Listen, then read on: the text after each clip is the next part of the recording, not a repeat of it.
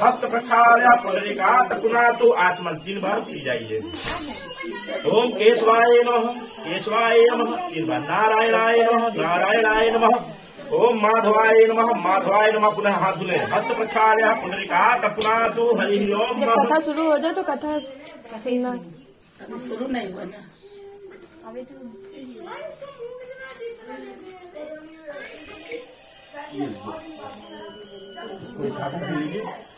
हाँ उसको पहन जाओ। हाँ अनामिका में उसको अंगूठी पहने सोने की किसी को जरूरत नहीं है ज्यादा। पहले रहिए अनामिका में, दाहिने हाथ के अनामिका में, राइट हैंड की अनामिका में। ठीक है, हाथ दीजिए। ठीक है, मुट्ठी बंद करो। महाबला तेरा त्वाम प्रतिबध्नामि, रक्ष रक्ष माचल माचल रक्षा सूत्रम प्रतिबध्नामि। हरे ओम महा श्रीमन्नारायण देवताभ्यो नमो नमः। बाया हाथ दीजिए, बाया हाथ दीजिए आप। हरि ओम सर्वबाधा विमुक्तो धनधान्य सुता निमितो मनुष्यो मत प्रसादेन भविष्यति संशया या देवी सर्वभूतेषु रक्षारूपेण संस्था। नमः तस्यै, नमः तस्यै, नमः तस्यै नमो नमः। भाविभूतानां ताहिमोपवेशयम् अक्षतां सुराश्रेष्ठम् कुमकुमात् सुशोभितम् मया निवेदितम् भक्ता। कुछ पैसे दीजिए इनको, गंठी बंधन करें। पहले इसमें बांध दीजिए, फिर आंचल।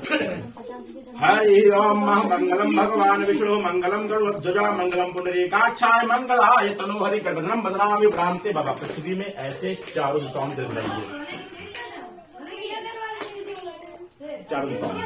पृथ्वी त्वयादतालोका देवी त्वं विष्णुन्दता त्वं च धाराय महादेवी पवित्रं कुरुचासनं मा पृथ्वी देव्यै नमः। तुर्दिश देवताभ्यो नमः। शुद्धोदक स्नानीयम जलम समर्पयामि। पृथ्वी माता को ऐसे चारों दिशाओं पर ऐसे टीका लगाइए। हरि ओम से पृथ्वी देव्यै नमः, चंद्राम तुभ्यम समर्पयामि नमः। ध्यान करें, जगत का कल्याण करने के लिए भगवान नारायण विविध रूप में आते हैं। कलयुग में भी वो सत्य के रूप में सभी के हृदय में वास करते हैं। जो सत्य के मार्ग पर रहता है उनका कल्याण करते हैं। तो ऐसा अंगम लक्ष्मीकांतम कमल नयनम योग ध्यान गम्यम वंदे विष्णुम भवभयहरणम सर्वलोकैकनाथम श्री सच्चिदानंद रूपाय विश्वोत्पत्त्याति हेतवे तापत्रय विनाशाय श्री कृष्णाय वयं नमः। श्री सत्यनारायणं देवं वंदेहम कामदं प्रभो लीलायाय वित्वं विश्वं तेन तस्मै नमो नमः। श्री शालिग्राम सत्यनारायण देवताभ्यो नमः। ध्यानार्थे आवाहन हेतु अक्षत पुष्पमाल्यां तुभ्यं बोलो समर्पयामि। ठीक है, सहित सर्वेभ्यो देवताभ्यो नमः, देवीभ्यो नमः। रिद्धि बुद्धि सहिताय श्रीमन महागणाधिपतये नमः। ओम पाद्यो महा पयोदधि 5 बार डुबो नीचे, 5 बार एकदम से छोड़ मत दीजिएगा, ऐसे करके डुबोते रहिए, डुबोइए जैसे डुबकी। हाँ डुबकी टाइप की, नहीं उसके अंदर छोड़ दो तो सांस होने लगे। हाँ इनको बाएं हाथ पकड़ो। हाँ अब इनको डुबो 5 बार। हरि ओम महा पयोदधि घृतम सौंदर्यम सितिया चास। रगड़ो थोड़ा सा, रगड़ो भी हाथ से, रगड़ो भी और रगड़ो अच्छे से, साफ करो। हरि ओम पय स्नानम समर्पयामि श्रीमन्नारायण देवताभ्यो नमः।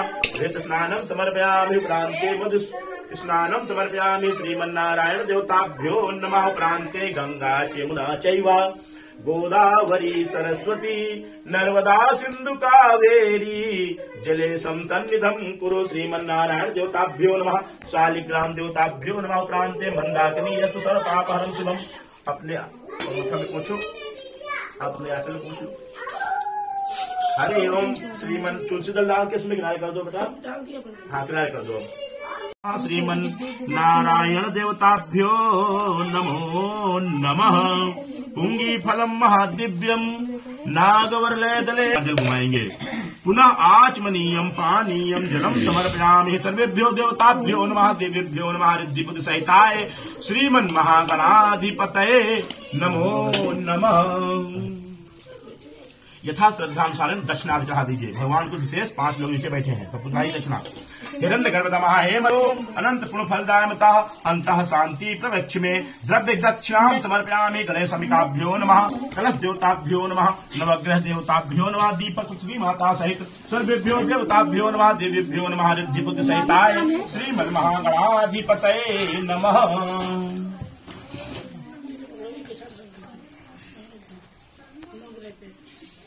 नवग्रह तो दिए चलो कोई बात नहीं, सब ठीक है। कुछ कलश में चढ़ाओ, यहाँ पृथ्वी माँ को चढ़ाओ, कलश में दीपक के सामने और भगवान को चढ़ा दो कुछ, जैसे इनसे सबसे। हरि ओम हिरण्यगर्भतमः हेमदीजा विभावसो अनंत पुरुष फलदायमतः अंतः शांति प्रवक्ष में द्रव्य दक्षिणा उपरांते क्षमा प्रार्थनाम समर्पयामि। पृथ्वी माता सिक्का रखाओ, चढ़ा दियो।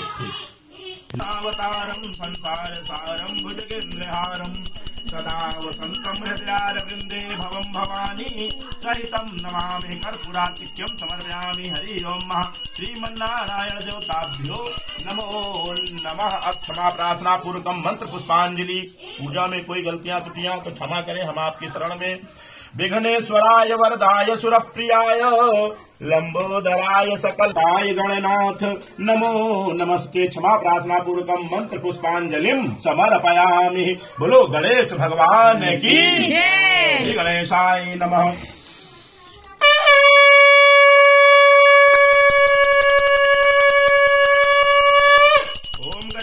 भूतगणादिसेवितम् कपीत्य जम्बो फलचारुभक्षणम् उमासुतम् शोकविनाशकारिकम् नमामि विघ्नेश्वर पाद पंकजम्।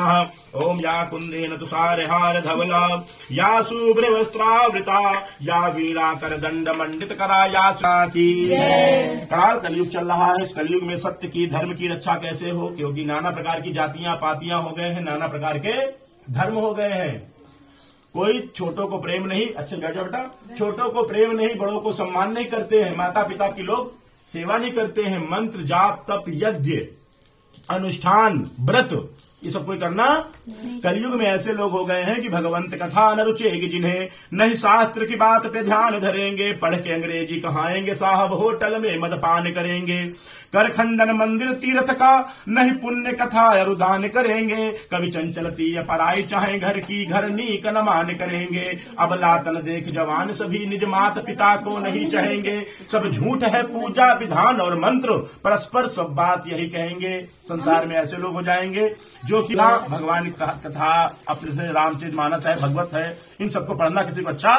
सभी लोग अंग्रेजी माध्यम के विद्यालयों में पढ़ेंगे एवं जब बड़े हो जाएंगे तो अपनी खुशियों को कहां पर सेलिब्रेट करेंगे, मनाएंगे, होटलों में मदिरा पान करके उसको अच्छा मनाएंगे। मतलब भगवान की पूजा पाठ कुछ नहीं करेंगे, होटलों में अपनी खुशियों को मनाएंगे। और माता पिता जब घर आएंगे तो माता पिता से बहस होगी, पत्नी से बहस होगी, आपस में सब कलह मचा रहेगा। तो ऐसे समय में हम ऐसा कौन सा द्रव्य करें, ऐसा कौन सा पूजन करें जिसको करने से हमारी हर प्रकार की मनोकामनाएं पूर्ण हो सके।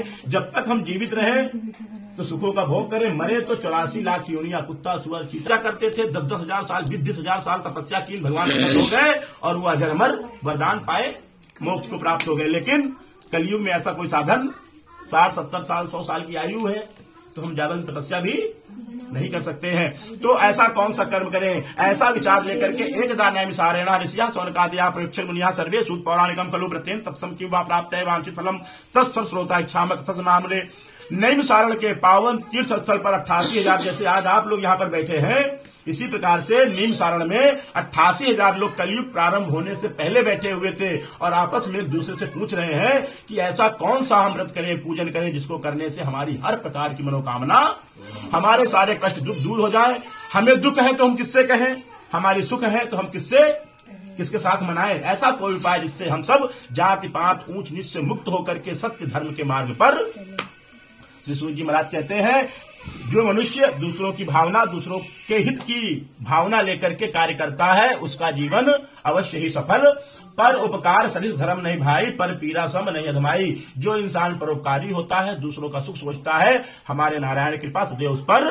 लेकिन जो लोग माया मोह में लिप्त हैं, काम क्रोध के अंतर्गत आकर के सदैव ही अपने अपने लोगों का अपमान या गलत कार्य में लिप्त रहते हैं, उन लोगों के लिए भी कलयुग में एक छोटा सरल साधन श्री सूत जी महाराज ने बताया। कहते हैं एक दानार्दो योगी परानुग्रह कांक्षया विविधान पर्यटन लोका मृत्यु लोकानुपागता। नारद जी महाराज नाना लोकों में घूमते घूमते जब पृथ्वी पर आते हैं तो क्या देखते हैं? को तेली का बैल बना दिन रात दिए छपरी छत घूमत है, को हस्त बिना पग संकल है निज बंधन में झूमत है, को स्वान हिलावत पूछ रहे हो दुख करियो पै पग चूमत है। यह जो जीव है अनेक प्रकार से रूप धर करके इधर उधर टहल रहा है। किसी के हाथ नहीं, किसी के पैर नहीं, कोई चल नहीं सकता, कोई बोल नहीं सकता, कोई सुन नहीं सकता, कोई बैठ नहीं सकता, कोई उठ नहीं सकता, कोई ज्यादा देर तक खड़ा नहीं रह सकता है। नाना प्रकार से सभी प्राणी दुखी।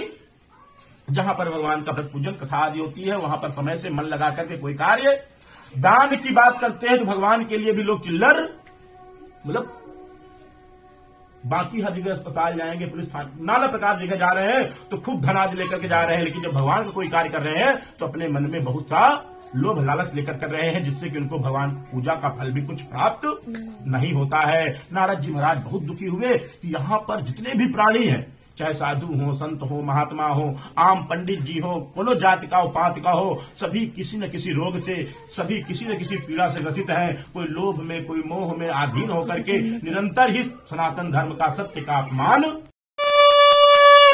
एक है साधे सणी आत्मा कहीं और भटक रही होगी तो इस कथा को सुनने करने का कोई लाभ, सब बेकार हो जाएगा। इसलिए जो लोग भी यहाँ पर बैठे हैं, मेरा हाथ जोड़कर निवेदन है कि भगवान की कथा को बड़े ध्यान पूर्वक सुनिएगा। कोई चीज आपको समझ में ना आए बाद में हमसे पूछ लीजिएगा। जो लोग भगवान कथा को ध्यान पूर्वक नहीं सुनेंगे तो उनके जो पहले के पुण्य कर्म है, जानते ना काशीपुर, यहाँ पर एक गरीब ब्राह्मण सतानंद रहते थे, बेचारे भगवान पर पूर्ण विश्वास रखते थे, सत्य के मार्ग पर भी चलते थे, लेकिन न कोई दान करे न कोई पुण्य करे। पंडित जी की हालत बहुत खराब, इतनी महंगाई, कैसे पेट चले, कैसे परिवार चले, दो बच्चे भी हो गए हैं, कैसे चलेगा? प्रभु हम तो सिर्फ आप ही भरोसे हैं, हमारा कल्याण करो, भगवान की कृपा। एक साधु के रूप में आए। पंडित जी जो ये कथा पूजा तुम दूसरों के यहाँ कराते हो, क्या तुमने आज तक स्वयं पत्नी परिवार से तिनका अपना पूजन किया है? अब जो ये पंडित जी सुनते तो उनका दिमाग काम करना चालू कर देता है कि यार सही बात है, दूसरों के हाथ में कथा सुनाता हूँ लेकिन मैं स्वयं कभी कथा ना तो किसी को दान किया, ना तो किसी को पुण्य किया। तुरंत घर आता है, पूजन की समस्त सामग्री को खरीद कर लाते हैं, बड़े प्रेम के साथ दूसरे ब्राह्मण को बुला करके भगवान की शरण में, हे प्रभु मैं बहुत गरीब हूँ,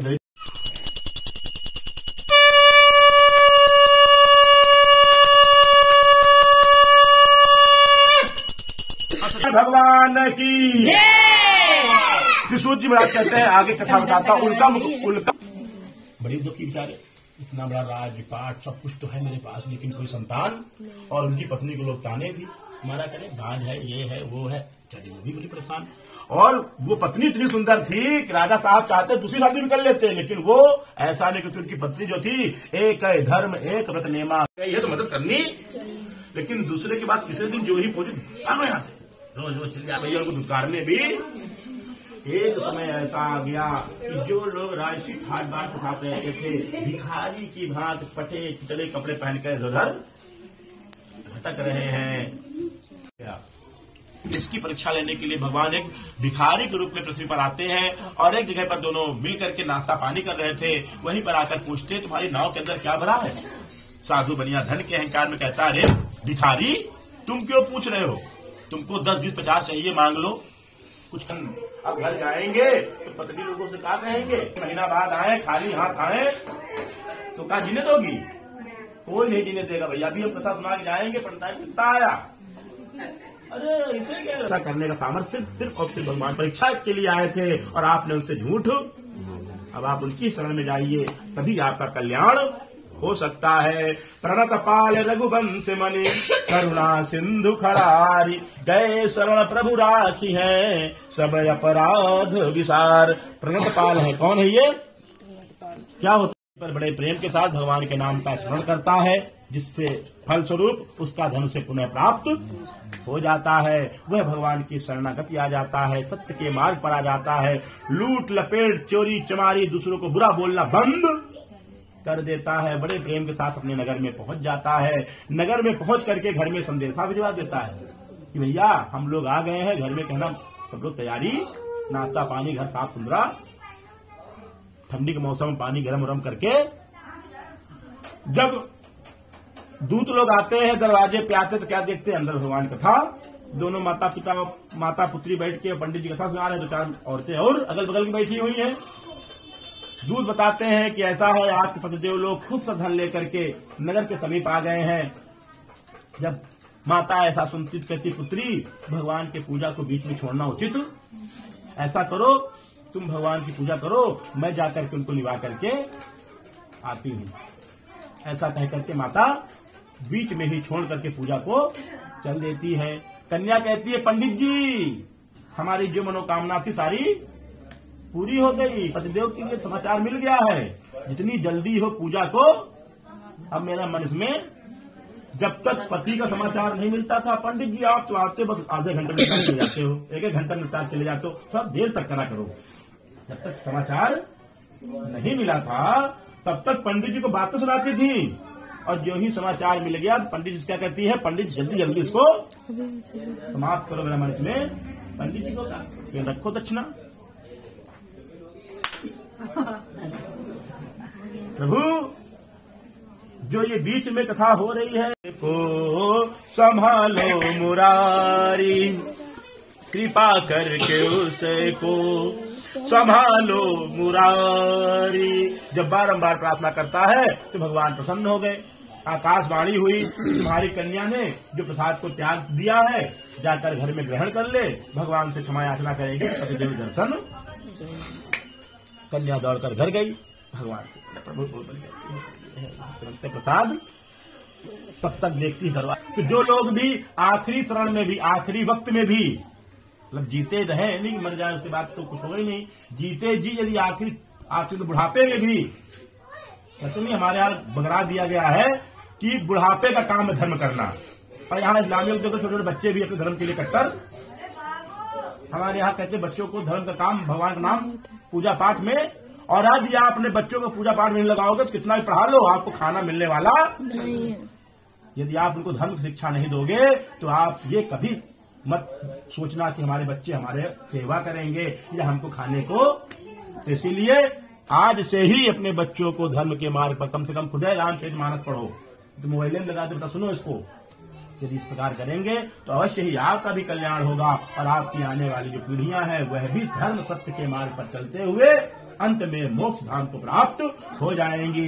इत श्री स्कंद पुराणे रेवा खंडे सत्यनारायण कथायाम चतुर्थ अध्याय समाप्त। बोलो सत्यनारायण भगवान की जय।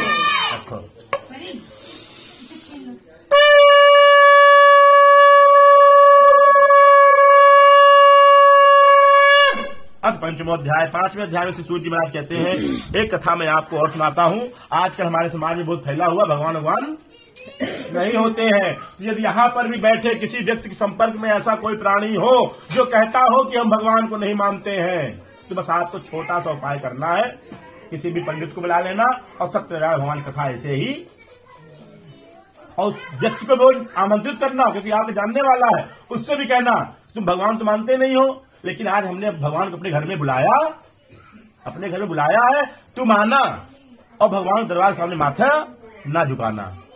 अब जो प्रसाद बना है पंचामृत पंजीरी, इसको भी कहना हम प्रसाद साल नहीं खाते हैं, त्याग देना। तुम्हें मालूम चल जाएगा भगवान होते हैं कि यहाँ पर भी यदि किसी को शक हो, शंका हो कि भगवान नहीं होते हैं, दरबार लगा हुआ, भगवान हमारे बैठे हुए हैं, बस करना क्या है, माथा नहीं झुकाना है, प्रसाद को ग्रहण नहीं करना। इतने में ही आपको घंटे भर में ही मालूम हो जाएगा भगवान होते हैं कि उल्का तुंगध्वज नाम के राजा वंश शिकार खेल करके लौट रहे थे, तो एक बट वृक्ष के नीचे उनके नगर के कुछ सफाई कर्मचारी मिल करके भगवान सत्यनारायण का पूजन। राजा यह देखते हैं कि वहां पर व्रत पूजन हो रहा है, लेकिन वो अहंकार के मारे में राजा हूं मैं, काहे नीच जातियों के बीच में, ये मेरे भगवान नहीं है, ये सब नीच जातियों के। इस प्रकार विचार करके वह वहां पर अपना माथा, वहां पर बैठे हुए लोग देखते हैं कि राजा साहब आए हुए, तुरंत भैया साहब प्रसाद लीजिए, प्रसाद लीजिए, भगवान प्रसाद है। लोग जमा नाली दिन भर नाली साफ करते, ये है वो, हमारे हाथ प्रसाद खाऊंगा मैं, झेले। अंत काल में प्रभु की शरणागत रहते हुए मोक्ष धाम को प्राप्त होते हैं, नाना प्रकार के रूपों में, नाना प्रकार के नामों में, कोई राम के रूप में, कोई कृष्ण के रूप में, कोई बुद्ध के रूप में, कोई कुछ रूप में, कोई कुछ रूप में। जो भी सत्य के मार्ग पर चलता है, सत्य के मार्ग पर जो भी चलता है, परोपकारी रहता है, मतलब अपने द्वारा दूसरों के सुख की चिंता करता है, मेरे प्रभु अवश्य रूप से सदैव प्रसन्न रहते हैं, उसके पास कभी कोई कमी नहीं होती है। 5 लोगों कथा मैंने सुनाई है, 5 लोगों कथा वो बार बार मानव रूप में ही पृथ्वी पर आते हैं। यदि आजीवन हम आप इनकी शरण में बने रहेंगे तो हमें कुत्ता, सुअर, चीता इन योनियों में आए जरूरत, बार बार मानव रूप में ही आएंगे और धर्म की रक्षा ही, कोई दूसरा काम नहीं होगा। नौकरी और चाकरी हमको नहीं मिलेगी ही नहीं भाई, क्योंकि वो धर्म की रक्षा के लिए जब भगवान ने बनाया तो कितना भी कुछ कर लें, बार बार मानव रूप में ही आएंगे, धर्म की रक्षा ही। कथा सुनोगे या सुनाओगे। पहले अध्याय में जो गरीब ब्राह्मण सतानंद थे वह दूसरे जन्म में श्री सुदामा जी महाराज होते हैं। कौन होते हैं? जानते हैं कौन थे ये सुदामा? श्री कृष्ण के मित्र, परम मित्र थे, श्री कृष्ण के परम सखा के रूप में आज भी वो विश्व विख्यात, हिंदुस्तान में ही नहीं पूरे वर्ल्ड भर में इनकी जानकारी है। हमारी किसी को नहीं होगी, लेकिन सुदामा जी की। और कब के हैं ये? अंग्रेजों ने, ईसाइयों ने कितनी कोशिश की मिटाने की, लेकिन मिटा नहीं पाए। क्योंकि सत्य को मिटाने का सामर्थ्य किसी पे नहीं होता है। जो लकड़हारा था वह दूसरे जन्म में भीलराज केवट होता है। भीलराज केवट को जानते हैं? कौन है वो? कहीं मांगी न केवट आना कहे तुम्हार, भगवान राम जिसके सामने हाथ जोड़कर खड़े, भैया हमको पार, जो जगत को पार उतारने के लिए पृथ्वी पर आया हुआ है वो भी भगवान जो है भक्त के आगे हाथ जोड़ करके, कभी कभी भगवान को भी भक्तों से काम पड़े, जाना था गंगा पार, प्रभु केवट की नाव चढ़े और केवट का भी उद्धार कर दिया। देखो पता नहीं वो कहाँ होगा, लेकिन उसकी आत्मा आज भी पूजी, आज भी लोग उसका ध्यान, हमें बंदी लोग नाना प्रकार से ध्यान करते हैं। जो उल्का मुख नाम के राजा थे जिन्होंने प्रसाद को त्याग दिया था, उल्का मुख नाम जिन्होंने संतान प्राप्त के लिए भगवान का पूजन किया था कि हमारे संतान हो, वह दूसरे जन्म में महाराज दशरथ होते हैं।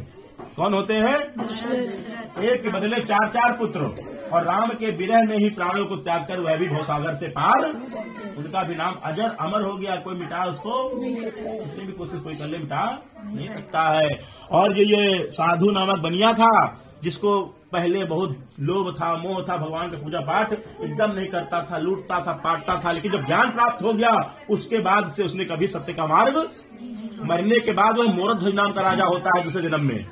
इतना दानवीर राजा कि इकलौते पुत्र को आरे से काटकर भगवान कृष्ण को देना स्वीकार कर लेता है। ऐसा दानवीर राजा आज तक पैदा ही, काट के दे भी देता है, लो खिला दो शेर को, तुम्हारा शेर भूखा है तो अगर मेरे पुत्र का मांस का ही खाने का इच्छुक है तो मैं देने को तैयार। पत्नी के एक आंख से आंसू आ जाता है, लेकिन उसके आंसू भी नहीं आता। इतना कठोर मानो कि भगवान पर श्रद्धावान मानो, लेकिन उसके आंसू भी अजर अमर हो जाता है। दान वीरों की अग्रिम श्रेणी में सबसे पहला नाम कौन? करण। करण 8वें 10वें नंबर पे नहीं आ रहे हैं, कर्ण वगैरह 8वें 10वें नंबर पे नहीं आ रहे हैं। ये सतयुग के राजा थे हमारे ये मोरध्वज। और दान वीरों की अग्रिम श्रेणी में हरिश्चंद्र भी इनको पा, उसकी पत्नी सहित चला देना है ना, कष्ट झेल लेना। पुत्र बीमार है तो क्या कर लोगे, बीमार है, लेकिन सामने चीर देना, इतना हरिश्चंद्र भी नहीं कर पाए थे। अपने पुत्र के लिए, पत्नी के लिए कितना बेचारे वो कष्ट झेली, उनके सुख के लिए ही ना अपना कष्ट झेलते थे। अग्रिम श्रेणी में अंतिम अध्याय में जो ये तुंगध्वज नाम के राजा थे जिन्होंने प्रसाद को त्याग दिया था, वो इस कलयुग में मनु जी महाराज के रूप में पृथ्वी पर अवतरित होते हैं। मानव सेवा ही माधव सेवा, मानव सेवा ही माधव सेवा है। यदि आपके द्वारा आपके माता पिता, आपके भाई बंधु प्रसन्न है तो भगवान भी प्रसन्न हो सकते हैं। यदि आपके द्वारा माता पिता, आपके भाई बंधु ही खुश नहीं है तो कितनी भी घंटी हिला लो, पूजा कर लो, पाठ कर लो, भगवान प्रसन्न होने वाले नहीं। मानव सेवा ही माधव सेवा है। इस प्रकार की उक्ति कह करके श्रीमद् भागवत कथा को संपूर्ण विश्व भर में फैला करके ये भी अजर अमर हो जाते हैं। तो जो कोई भी भगवान सत्यनारायण के शरण में रहता है, श्री शालिग्राम लड्डू गोपाल का पूजन कलयुग में करता है, अवश्य ही हर प्रकार के सुख को भोगता है। धन धान लक्ष्मी जो कुछ भी चाहता है प्राप्त होता है। अंत में मोक्ष धाम की प्राप्ति हो जाती है। सिद्ध मनोरथ होत सदा, व्रत पूजन करता जो नर है, अत निर्धन हो धनवान महा, निर्भय बन जात भयातुर है। युत बंधन बंधन हीन बने, तरिजात महादुख सागर है। कवि चंचल सत्य कथा कलि में, निश्चय सुख संपत्ति का घर है। ज्यादा आडंबर न पालते हुए थोड़े में घर में बैठ करके यदि आपको अपनी हर मनोकामना को पूर्ण करना है, भगवान को प्रसन्न करना है, तो कलयुग में सत्यनारायण भगवान का ही व्रत पूजन सबसे छोटा, सबसे सरल, सबसे अच्छा उपाय है, जिसको करके आप अपने मानव जीवन को धन्य सफल कर सकती हैं और मोक्ष का मार्ग भैया प्रशस्त कर सकते हो, बना सकते हो। इसके अलावा कोई दूसरा उपाय इतने कम खर्चे में इतने लोगों को बिठा एक जगह बैठेगी नहीं, और बैठ भी गई तो इतना ज्यादा उत्पाद मचा देंगे, ये नहीं है कि वो नहीं है, हैं? संभव है इतनी शांति बिठा पाना भैया? इकलौता उपाय यही है। जो लोग भी इनकी शरण में रहते हैं हर प्रकार से सुखी होकर के अंत में मोक्ष को प्राप्त हो जाते हैं। इत श्री स्कंद पुराणे रेवा खंडे श्री सत्यनारायण व्रत कथायाम पंचमो अध्याय समाप्त। बोलो सत्यनारायण भगवान की जय। ठीक है, रखो।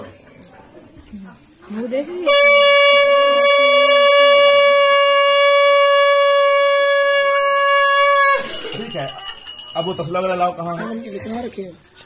लाओ नहीं बेटा वो चौतरा रखा है छठी रुचि, तुम दोनों में जाओ। हाँ सब रात में ज्यादा पैसा लेते हो, जैसे मन कहे वैसे। सुनो, उस पे तुम अगुआ कर। थोड़ी सी बालू डाल देना। अरे बालू से नहीं लाओ। हाँ नहीं, बालू नहीं, चाहिए, नहीं, बालू मिट्टी नहीं, चाहिए उसके ऊपर। मिट्टी तो है पर बालू में तुम जाओगे। हाँ ठीक है, और वो नहीं कोई नहीं उठेगा। कौन मांग रहा है? आप सुनाओ। पैसे भेज दो जाके। पर्स ले गए थे भैया? नहीं तसला ले गया था, तुम पापा ने डिपोजिट मिट्टी डाल लेने थोड़ी है। मिट्टी पड़ी हुई है।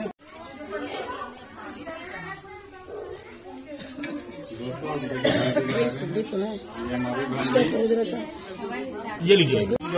मनु, उसको पकड़ लो मनु। पूजा दीदी, पान के पत्ते पकड़े ले। अरे ये पकड़े लेना, बाबू आ रहा है ना, हिला देगा वो।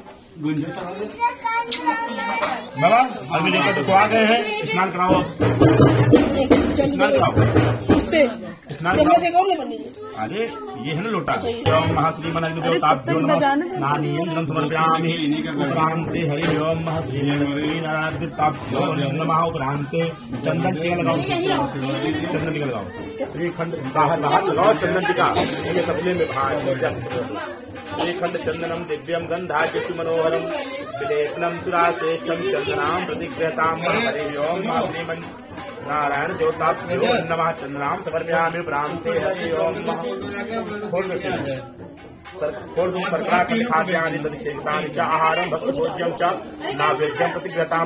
प्रांते फिर जल घुमाओ भैया। आत्मनीयम पानीयम जलम समर्पयामि। हरि ओम देवताभ्यो नमो नमः। ठीक है, तक कहा तुमको। हरि ओम हरणगर्दमा हेम बीजारि भावसो अनंत फलदायता अंतः शांति प्रवृत्त में द्रव्यक्षणाम स्वाकृत रखिए। हरि ओम द्रव्यक्षणाम समर्पयामि। श्री देवताभ्यो नमो नमः। भ्रांते वो हवन समर्पित बनाओ बाबा, बैठी हो। ये लीजिए, ये लो बतासा मिलाइए, बतासा मिला दीजिए, घी मिलाइए। घी ये ले लो। घी कलिया ले लो। हाँ दिखाइए दिखाइए। वो जम गया है वैसे।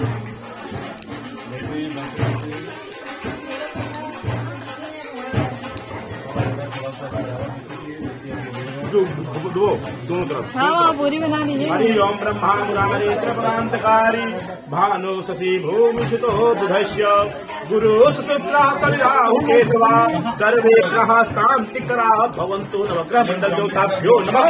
स्वाहा। स्वाहा जोर से बोलो। दमदरी वाला।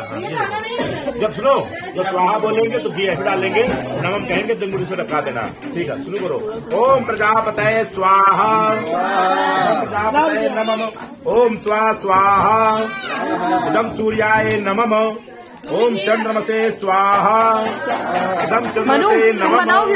ओम अग्नये स्वाहा। इदं अग्नये नमः। ओम धनवंतरे स्वाहा। इदं धनवंतरे नमः। ओम विष्णवे स्वाहा। इदं विष्णवे नमः। ठीक है, ठीक है, अब 5 लोग हो जाओ। ए भैया अब दो उनका भी बना दे, तुम लोग नहीं हम बना दे। ये लोग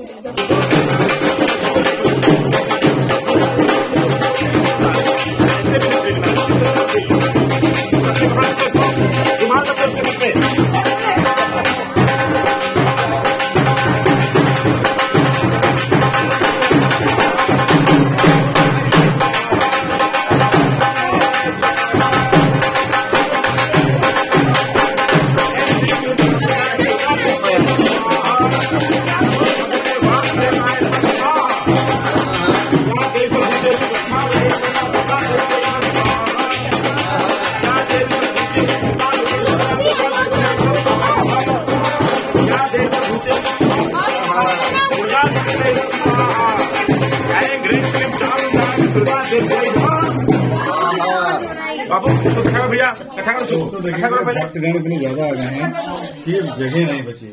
कथा करो।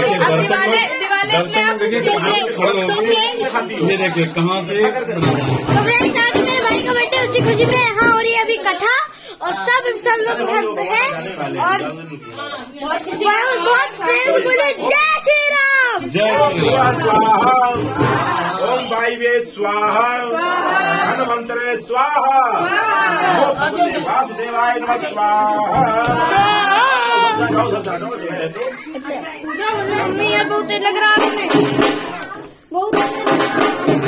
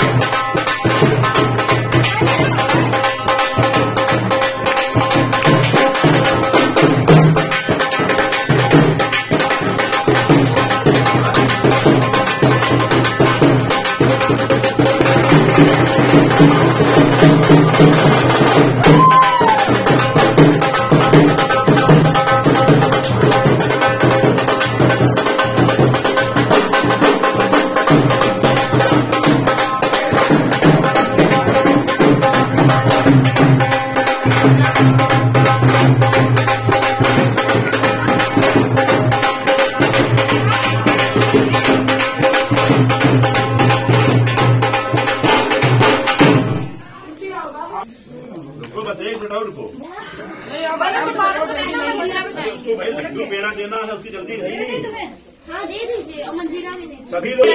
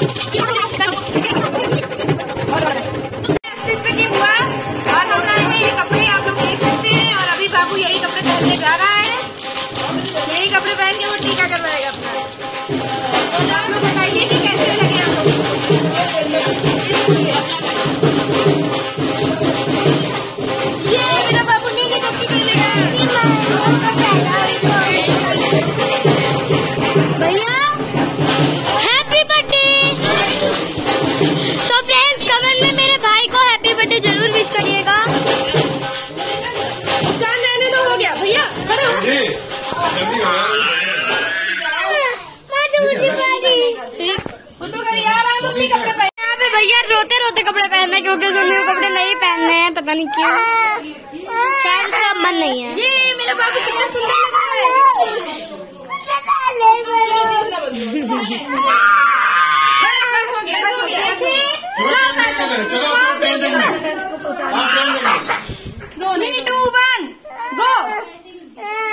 डुब्बू बहुत मार खाओगी, तुम बता रहे हैं, पीटी जाओगी।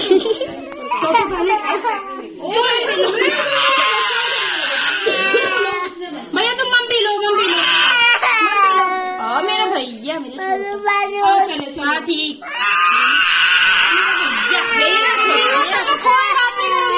इसको गर्मी लग रही है, कितना ज्यादा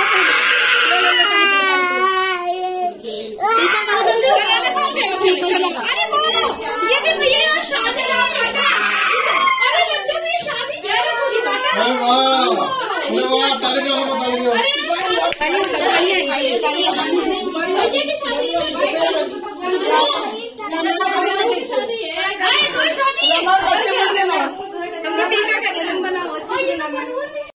तैयार हो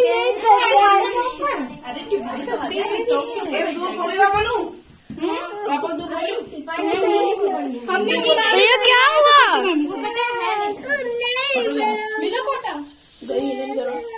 क्या बेटू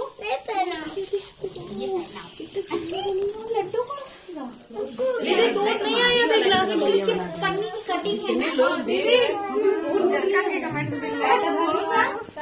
पीछे किसका के बैठाते लड्डू दे। तो दोस्तों देखिए बर्थडे बॉय अभी स्माइल तो कर। अरे भैया रोया जा रहा है। ये बर्थडे बॉय लड्डू खाने के लिए रो रहा है और इसको लड्डू बहुत पसंद है हमारे बर्थडे बॉय को। टोन देखोगे? टोन इसको टोन दे दो।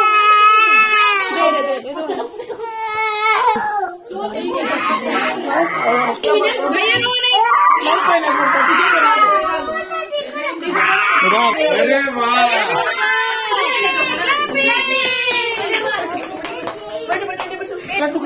तो दोस्तों ये कोर्ट के चक्कर में रो रहे थे, अब कोर्ट इनका उतर गया तो अभी आराम से टीका लगवाने के लिए बैठ गए साहब। ऐसा रखो ऐसा रखो। साहब जी के बहुत नखरे हैं। आप कर दिया। चलो आओ सब लोग आओ जल्दी आओ सब लोग। रोटी आ गई। दूध आती है वो पूजा हो रही है।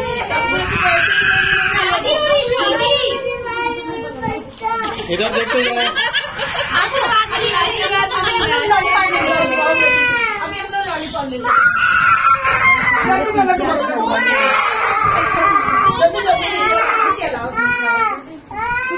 जल्दी जाओ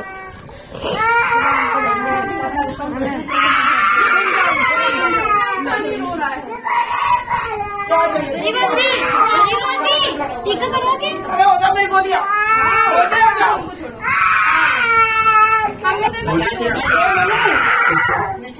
इसको ट्रेन दे दो लाके मनु।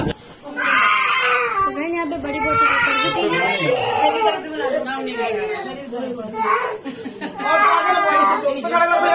अच्छे